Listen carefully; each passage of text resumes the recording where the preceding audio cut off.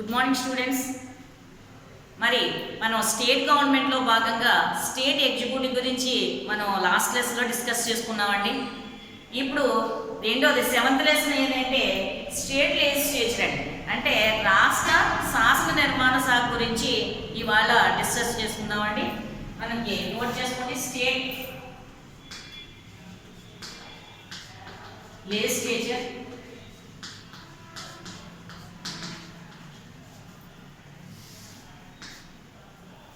రాష్ట్ర శాసన నిర్మాణ శాఖ. స్టేట్ లెజిస్లేచర్ని మనం రాష్ట్ర శాసన నిర్మాణ శాఖ అని పిలుస్తామండి. ఆల్రెడీ మనకి చెప్పుకున్నాం, స్టేట్ లెజిస్లేచర్ అనేది మన ఇండియన్ కాన్స్టిట్యూషన్లో ఏ పార్ట్లో ఉంది అంటే మనకి స్టేట్ గవర్నమెంట్ వచ్చి మనకి 6th పార్ట్లో ఉంది కాబట్టి స్టేట్ లెజిస్లేచర్ కూడా ఏ పార్ట్లో ఉంటుందండి, పార్ట్ 6లో ఉందండి. మరి ఏ ఆర్టికల్స్ మనకి స్టేట్ లెజిస్లేచర్ గురించి డీల్ చేస్తున్నాయో ఒకసారి చూద్దామండి. ఆర్టికల్ వచ్చి మనకి స్టేట్ ఎగ్జిక్యూటివ్ అనేది అంటే కార్యనిర్వహణ శాఖ అనేది 167తో ఎండ్ అయింది కాబట్టి ఇది 168 to 213 ఆర్టికల్స్ మనకి రాష్ట్ర శాసన నిర్మాణ శాఖ గురించి తెలియజేస్తున్నాయండి. మరి రాష్ట్ర శాసన నిర్మాణ శాఖలో ఏముంటాయండి అంటే, in our constitution considers the constitution of India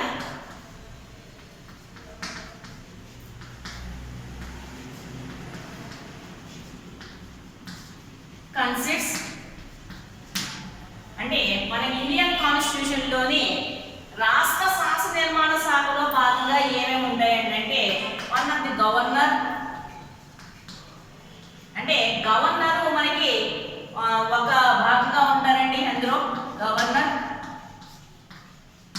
అలాగే సెకండ్ వన్ వచ్చి 1 హౌస్ ఆర్ 2 హౌసెస్.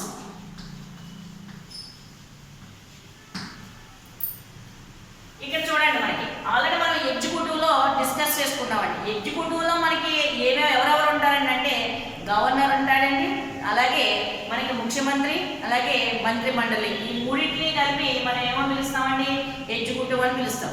కానీ ఇక్కడ లెజిస్లేచర్లోకి వచ్చేటప్పటికి రాష్ట్ర శాసన నిర్మాణ శాఖలో భాగంగా ఇక్కడ గవర్నర్ ఉంటారండి. గవర్నర్తో పాటు 1 or 2 హౌసెస్ ఉంటాయండి.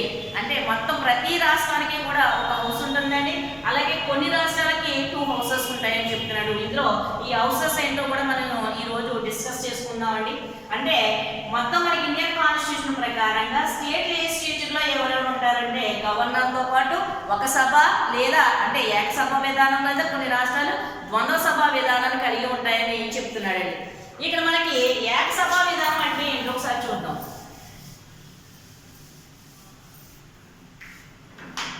ఇక్కడంటే 1 హౌస్ ఉందనుకోండి, దీన్ని ఏమని పిలుస్తారంటే యూనికామినల్ అని పిలుస్తారు. అంటే యూనికామినల్ లెజిస్లేటివ్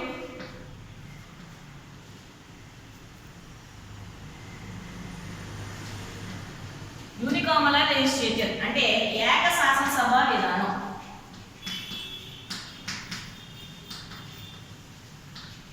ఏక శాసనసభ విధానం అంటారు. అది 2 హౌసెస్ ఉంటే దీన్ని మనం ఏమని పిలుస్తామంటే 2 హౌసెస్ ఉంటే బైకామినల్ అని పిలుస్తారండి. బైకామినల్ లెజిస్లేచర్, దీన్నే ద్వంద్వ శాసనసభ విధానం అని పిలుస్తారు.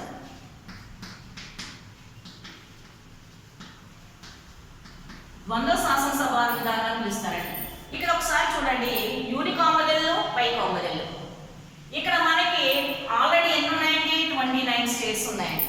ఈ 29 స్టేట్స్ కూడా కంపల్సరీగా మనకి యూనికామినల్ అయి ఉంటుంది, అంటే ఒక సభ అనేది కంపల్సరీగా కలిగి ఉంటుందండి. అయితే ఈ 29 స్టేట్స్లోని కొన్ని స్టేట్స్ మాత్రమే బైకామినల్ కలిగి ఉందండి. ఇక్కడ మనకి ఏమని చెప్తున్నారంటే out of 29 states 22 states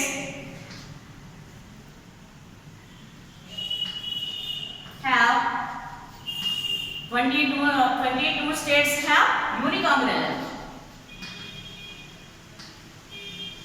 unicameral కలిగి ఉంది. ఎన్ని స్టేట్స్ ఉందండి యూనికామరల్ లో అంటే 22 స్టేట్స్ అనేది యూనికామరల్ కలిగి ఉంది. 7 స్టేట్స్ వచ్చి బైకామరల్ కలిగి ఉంది. బైకామరల్ లెజిస్లేచర్ కలిగి ఉందండి. ఇక్కడ ఒకసారి చూడండి, తెలుగు మీడియం వాళ్ళకి కంగారు పడవలసిన అవసరం లేదండి. 22 రాష్ట్రాలకి మనకి మొత్తం స్టేట్స్ 29 అంటే ఇందులోని 22 రాష్ట్రాలు మనకి ఏకసభ విధానాన్ని కలిగి ఉన్నాయి. అలాగే 7 రాష్ట్రాలు వచ్చి ద్వంద్వ శాసనసభ విధానాన్ని కలిగి ఉన్నాయి.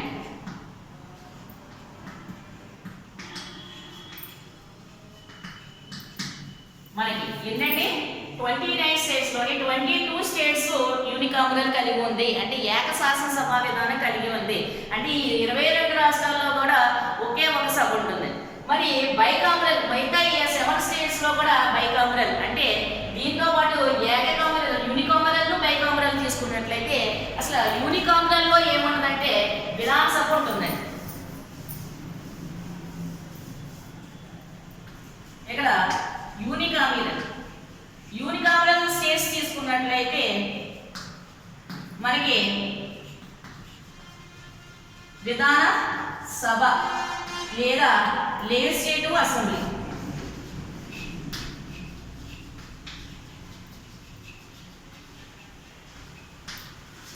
లెజిస్లేటివ్ అసెంబ్లీ మాత్రమే కలిగి ఉంటుందండి. అలాగే బైకామరల్ ఏవైతే ఉన్నాయో బైకామరల్ స్టేట్స్ ఏవైతే ఉన్నాయో అందులో 2 సభలు ఉంటాయని చెప్పుకున్నాం కదండి. ఒకటి మనకి లెజిస్లేటివ్ అసెంబ్లీ,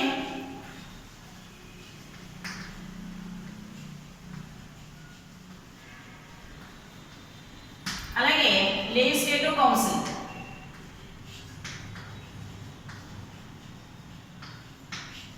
అని 2 మనకి బైకామరల్ వచ్చి మనకి లెజిస్లేటివ్ అసెంబ్లీ, లెజిస్లేటివ్ కౌన్సిల్ అని 2 సభలు కలిగి ఉంటాయండి. ఇక్కడ అర్థమైందండి. ఇక్కడ యూనికామరల్ కలిగిన మొత్తం స్టేట్స్ 29 రాష్ట్రాలు యూనికామరల్ అంటే ఒక సభ కంపల్సరీగా ఉంటుందండి. దాంట్లో 29 రాష్ట్రాల్లోని అందులో 22 రాష్ట్రాలకు ఒకే ఒక సభ ఉంటుందండి. అలాగే మిగతా 7 రాష్ట్రాలకి విధాన సభతో పాటు విధాన పరిషత్ కూడా కలిగి ఉంటుందని చెప్తున్నాడు. 2 రాష్ట్రాలు కలిగి ఉంటాయి. ఇప్పుడు మనం యూనికామరల్ కలిగిన స్టేట్స్ ఏదో చెప్పుకుందాం.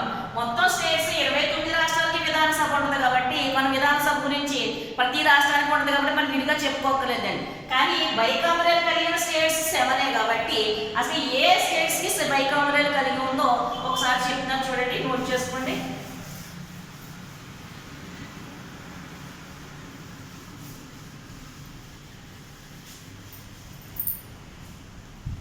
బైకామరల్ ద్వంద్వ శాసనసభ విధానం కలిగిన ద్వంద్వ శాసన సభ విధానం కలిగిన స్టేట్స్ ఏదైతే ఉన్నాయో ఒకసారి చూద్దాం. ఇందులో మనకి బైకామరల్ దీన్ని ఏమని పిలుస్తాం మనం? బైకామరల్ స్టేట్స్ అండి. మనకి 7 స్టేట్స్ ఉన్నాయండి. మనం ఎప్పుడు కూడా స్టేట్స్ రాసుకునేటప్పుడు ఎలా రాసుకోవాలంటే ఎక్కువ స్టేట్స్ ఏమైనా గుర్తు పెట్టుకోవాలనుకున్నప్పుడు ఉత్తర భారతదేశంలో ఎన్ని ఉన్నాయి, దక్షిణ భారతదేశంలో ఏమి ఉన్నాయి అంటే నార్థన్ స్టేట్స్ ఎన్ని, సౌతర్న్ స్టేట్స్ ఎన్ని ఒకసారి చూసుకుందాం. ఇక్కడ మనకి 7 బైకామరల్ స్టేట్స్ లోని మనకి నార్త్ లోనేమో 4 స్టేట్స్ ఉన్నాయండి, సౌత్ లోనేమో 3 స్టేట్స్ ఉన్నాయి. ముందు నార్త్ లో ఉన్న స్టేట్స్ రాసుకుందామండి. ఒకటి ఉత్తరప్రదేశ్,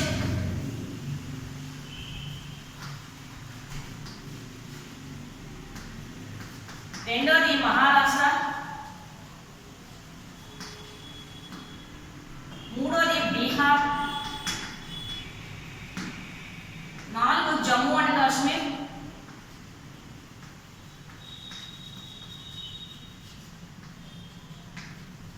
ఇవి 4 కూడా మనకి ఉత్తర భారతదేశంలో ఉన్నాయండి. అంటే ఉత్తరప్రదేశ్,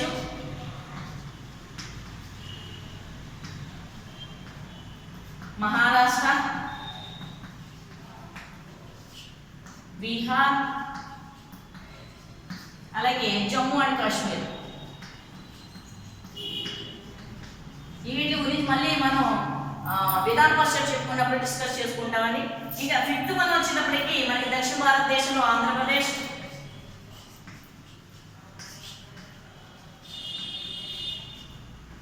తెలంగాణ,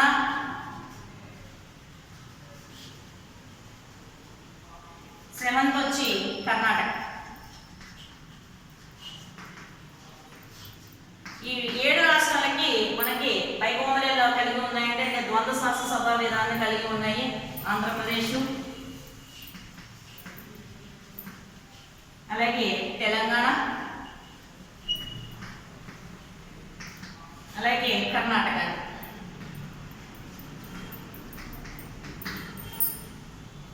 ఇవి బైకోమరల్ ద్వంద్వ శాసనసభ విధానాన్ని కలిగి ఉన్న రాష్ట్రాలండి.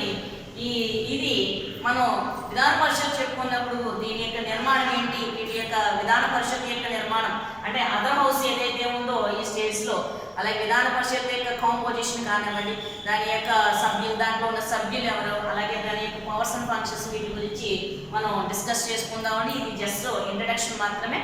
ఇప్పుడు మనం స్టేట్ లెజిస్లేచర్ గురించి ఒకసారి డిస్కస్ చేసుకుందాం. ఇక్కడ మనకి 2 హౌసెస్ ఉంటాయని చెప్పుకున్నాం కదండి. ఇందులో మనకి ఈ 2 హౌసెస్ గురించి ఈరోజు ఇంట్రడక్షన్ తీసుకుందామండి. ఫస్ట్ స్టేట్ లెజిస్లేచర్ వచ్చేటప్పటికి మనం ఒక స్ట్రక్చర్ నోట్ చేసుకోండి. ఇలాగా 2 మనకి బైకోమరల్స్ 2 ఉన్నాయి కాబట్టి బైకోమరల్ అంటే ఏం చెప్పుకున్నామండి, ఒకటి లెజిస్లేటివ్ అసెంబ్లీ, రెండోది లెజిస్లేటివ్ కౌన్సిల్ అండి. వీటి యొక్క నిర్మాణం ఏంటి, ఎలా ఉంటుంది, ఒకసారి దీన్ని ఏమేమి పిలుస్తారో ఒకసారి దీని మీద ఇంట్రడక్షన్ నేర్చుకుందామండి. ఆల్రెడీ మనకి స్టేట్ లెజిస్లేచర్ వచ్చి ఏ ఆర్టికల్ నుంచి ఉంటుందని చెప్పుకున్నామంటే 168 నుంచి మనకి 213 ఆర్టికల్స్ మనకి స్టేట్ లెజిస్లేచర్ గురించి చెప్పుకుంటామండి. అలాగే పార్ట్ 6 మనకి స్టేట్ లెజిస్లేచర్ గురించి చేసుకుందాం. ఇందులో మనకి ఫస్ట్ హౌస్ ఏంటండి, లెజిస్లేటివ్ అసెంబ్లీ అండి, లెజిస్లేటివ్ అసెంబ్లీ. మరి దీని గురించి తెలియజేసే ఆర్టికల్ ఏంటంటే ఆర్టికల్ 170 అండి. ఏ ఆర్టికల్ తెలియజేస్తుందంటే దీని గురించి 170 ఆర్టికల్ తెలియజేస్తున్నాయి. ఇక్కడ మనకి రెండో సభ ఏంటండి, లెజిస్లేటివ్ కౌన్సిల్ అండి. ఈ లెజిస్లేటివ్ కౌన్సిల్ గురించి తెలియజేసే ఆర్టికల్ వచ్చి మనకి ఆర్టికల్ 169 అండి. ఆర్టికల్ 169 మనకి ఇలా రాసుకుంటే మీకు రెండింటికి ఉన్న డిఫరెన్స్ ఏంటి, లేకపోతే మనకి ఈజీగా కూడా ఒకసారి చూడగానే మీకు ఐడెంటిఫై అవుతుందండి. ఇక్కడ లెజిస్లేటివ్ అసెంబ్లీనే మనం రకరకాల పేర్లతో పిలుస్తూ ఉంటారండి. దీన్ని మనం విధాన సభ అని,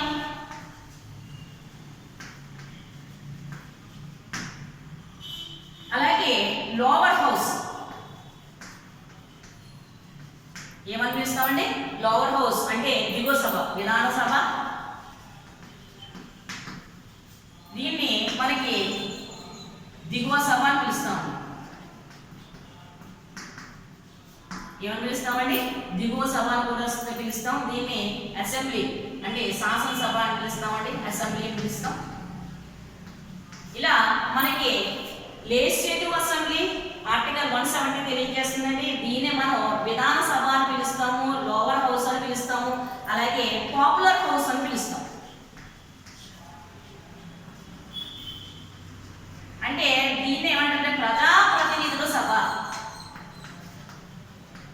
ప్రజల చేత ఎన్నుకోబట్టే ప్రతినిధులు ఉంటారు కాబట్టి దీన్ని ఏమంటారు, ప్రజాప్రతినిధుల సభ అని పిలుస్తాం. దీన్నే మనం అశాశ్వత సభ అని కూడా పిలవచ్చండి. అంటే ఇది దీనికి నిలకడ అంటూ ఉండదండి.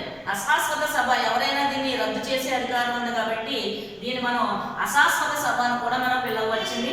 లెజిస్లేటివ్ అసెంబ్లీ వచ్చి మనకి 170 ఆర్టికల్ తెలియజేస్తుందండి. దీన్ని మనం విధాన సభ అని, అలాగే దిగువ సభ అని, ప్రజాప్రతినిధుల సభ అని కూడా పిలుస్తాం. ఇక్కడ మనకి కౌన్సిల్ దగ్గరికి వచ్చేటప్పటికి లెజిస్లేటివ్ కౌన్సిల్ అండి, ఆర్టికల్ 169 తెలియజేస్తుంది. దీన్నే విధాన పరిషత్తు అని పిలుస్తాం. దీన్ని ఏమని పిలుస్తామండి, విధాన పరిషత్ అని పిలుస్తాం. అలాగే దీన్ని అప్పర్ హౌస్ అని పిలుస్తామండి. అప్పర్ హౌస్ అని అంటే ఎగువ సభ అని పిలుస్తాం. విధాన పరిషత్తు,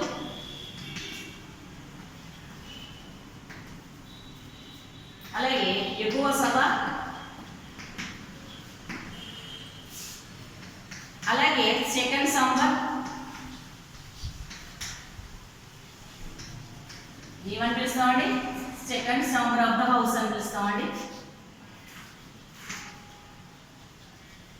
అలాగే దీన్నే మనం ఇంకొక పేరు పిలుస్తామంటే హౌస్ ఆఫ్ ఎల్డర్స్ అని పిలుస్తామండి.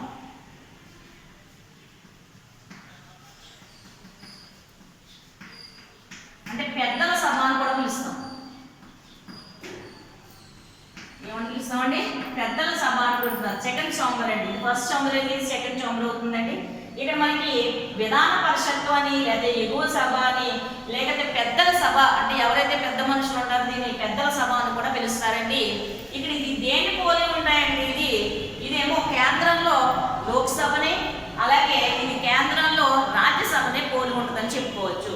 వీటి యొక్క నిర్మాణం ఎలా ఉంటుంది, అలాగే అంటే కాంపోజిషన్ ఏంటి, ఇందులో మెంబర్స్ ఎలా ఉంటారు, దీని పవర్స్ అండ్ ఫంక్షన్స్ అన్ని కూడా మనం డీటెయిల్గా నేర్చుకుందామండి. ఫస్ట్ మనం లెజిస్లేటివ్ అసెంబ్లీ గురించి నేర్చుకుందాం.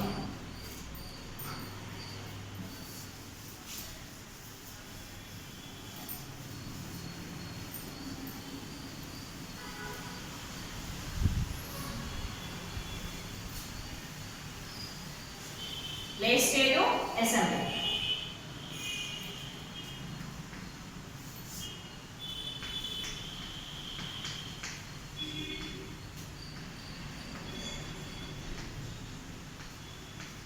దీన్నే మనం విధాన సభ అని పిలుస్తాం. ఏమని పిలుస్తామండి? విధాన సభ అని పిలుస్తాం. మరి విధాన సభ దీన్ని ఏమని పిలుస్తామంటే legislative assembly is called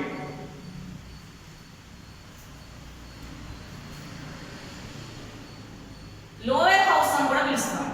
legislative అసెంబ్లీని ఏమని పిలుస్తాం? ద స్టేట్ లెజిస్లేచర్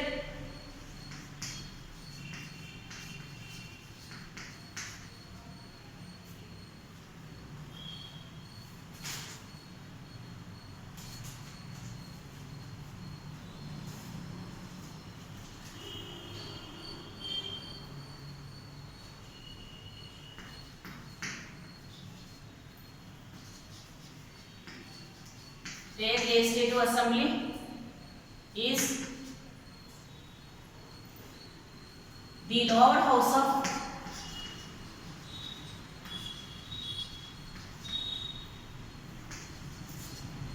legislative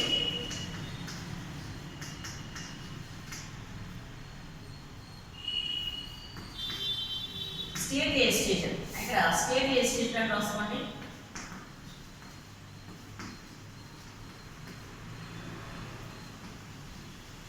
అంటే స్టేట్ లెజిస్లేచర్ ఏదైతే రాష్ట్ర శాసన నిర్మాణ శాఖ ఉందో దాంట్లో స్టేట్ లెజిస్లేటివ్ అసెంబ్లీని ఏమని పిలుస్తామండి? లోవర్ హౌస్ అని పిలుస్తాం. అంటే దిగువ సభ అని పిలుస్తామండి. మరి మెంబర్ ఆఫ్ ద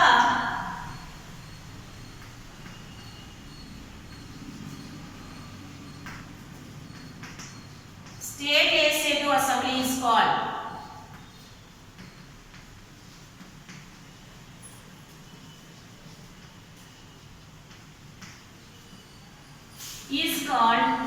ఏమని పిలుస్తామండి? అంటే స్టేట్ లెజిస్లేటివ్ అసెంబ్లీ యొక్క మెంబర్ని ఏమని పిలుస్తామంటే ఎమ్మెల్యే అని పిలుస్తాం. ఏమని పిలుస్తామండి? ఎమ్మెల్యే అని పిలుస్తాం. ఎమ్మెల్యే అంటే మెంబర్ ఆఫ్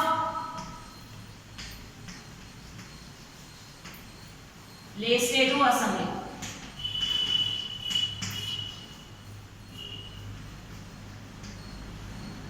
అని చెప్పుకోవచ్చండి.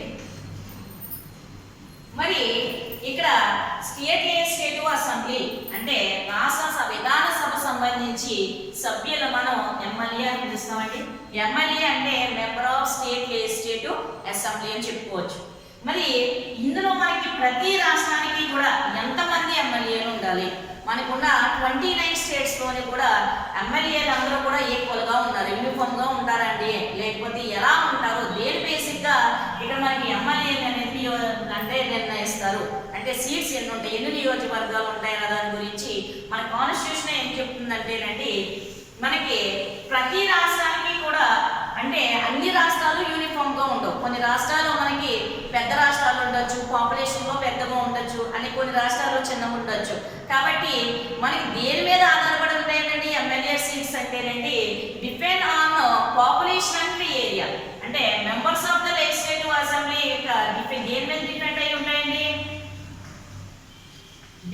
On population and area. అంటే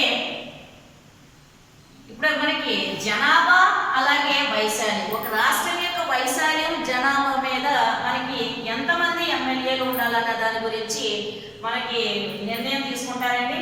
అయితే మనకి కాన్స్టిట్యూషన్ ప్రకారంగా ఒక స్టేట్స్కి సంబంధించి లేకపోతే మనకి విధానసభకు సంబంధించి ఎంతమంది ఎమ్మెల్యేలు ఉండొచ్చు, ఎంతమంది మించకూడదు, అలాగే ఎంతమంది తగ్గకూడదు ఒకసారి చూద్దామండి.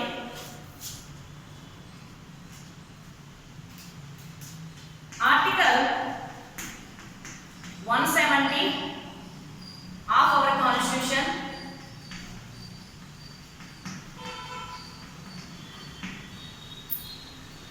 కన్సిస్ట్స్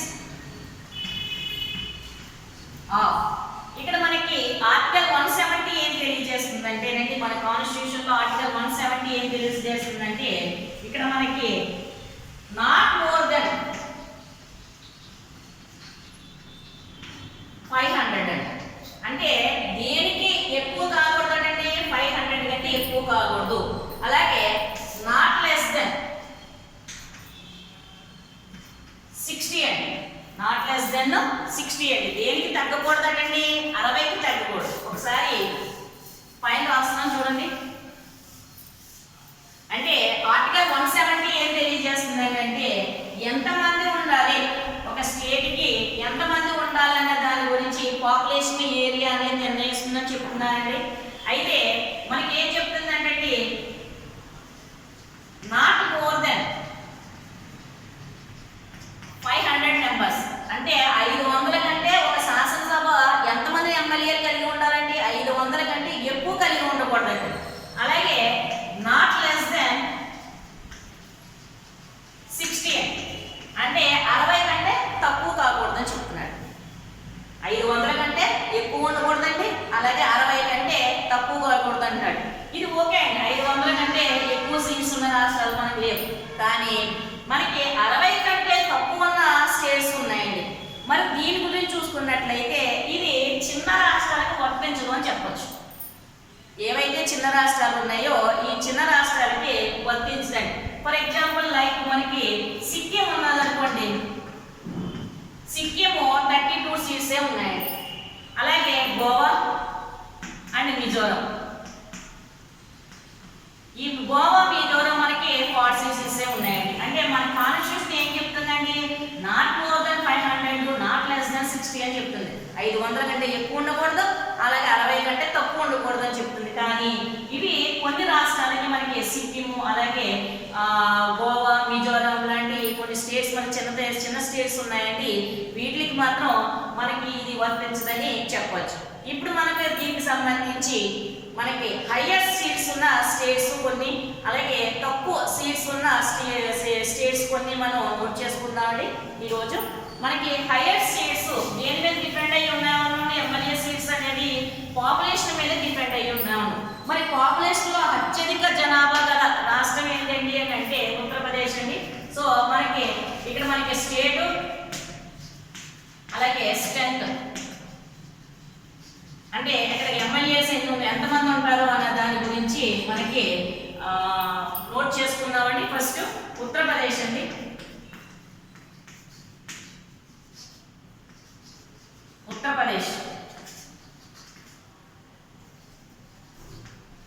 ఉత్తరప్రదేశ్ వచ్చి మనకి 404 సీట్స్ ఉన్నాయండి. ఉత్తరప్రదేశ్ వచ్చి అత్యధిక సీట్స్ ఉన్న రాష్ట్రం ఏంటంటే ఉత్తరప్రదేశ్ అండి. అలాగే అత్యధిక జనాభా కలిగిన రాష్ట్రం కూడా మనకి ఉత్తరప్రదేశ్ అండి. ఇంకా రెండవది వెస్ట్ బెంగాల్ అండి. ఈ వెస్ట్ బెంగాల్ వచ్చి మనకి పశ్చిమ బెంగాల్ అని పిలుస్తాం మనం, పశ్చిమ బెంగాల్. ఈ వెస్ట్ బెంగాల్ వచ్చి మనకి 294 సీట్స్ ఉన్నాయండి. ఆల్రెడీ మనకి విశాలాంధ్ర అంటే తెలంగాణ ఆంధ్రప్రదేశ్ కలిపి ఉన్నప్పుడు కూడా మన ఏపీ 294తో సెకండ్ ప్లేస్ లో ఉండేదండి. ఇప్పుడు విడిపోవడంతో మనకి 175కి సీట్స్ కిందకి దిగడం జరిగింది. ఇక్కడ మనకి ఉత్తరప్రదేశ్ వచ్చి 404 ఉన్నాయండి. అలాగే వెస్ట్ బెంగాల్ వచ్చి 294 ఉన్నాయి. అలాగే 3 మహారాష్ట్ర వచ్చి 288 ఉన్నాయండి.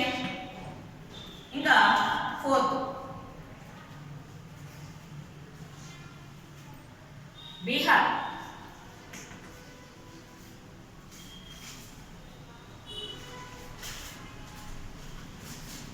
బీహార్ వచ్చి 243 ఉన్నాయండి. బీహార్ ఇది మహారాష్ట్ర అండి. తెలుగు మీడియం కూడా నోట్ చేసుకోండి. నెక్స్ట్ లాస్ట్ తమిళనాడు అండి. తమిళనాడు వచ్చి మనకి 234 సీట్స్ ఉన్నాయండి. మరి ఆంధ్రప్రదేశ్ వచ్చి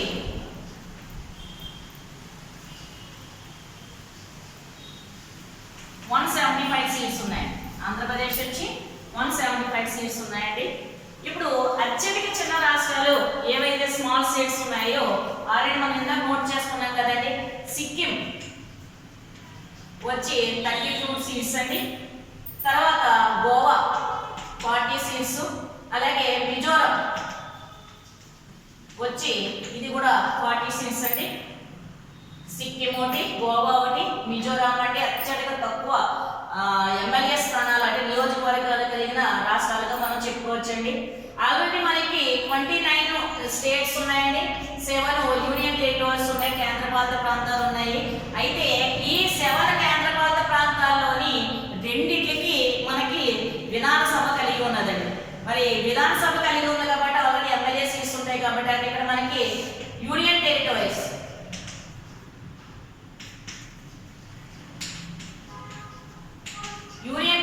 వచ్చి కేంద్రపాలిత ప్రాంతాలు రెండింటికి మనకి విధానసభ ఉందండి.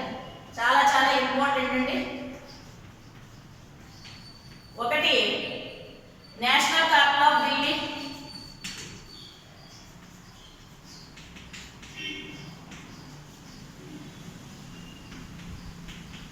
నేషనల్ క్యాపిటల్ ఆఫ్ ఢిల్లీ వచ్చింది 70 సీట్స్ ఉన్నాయండి.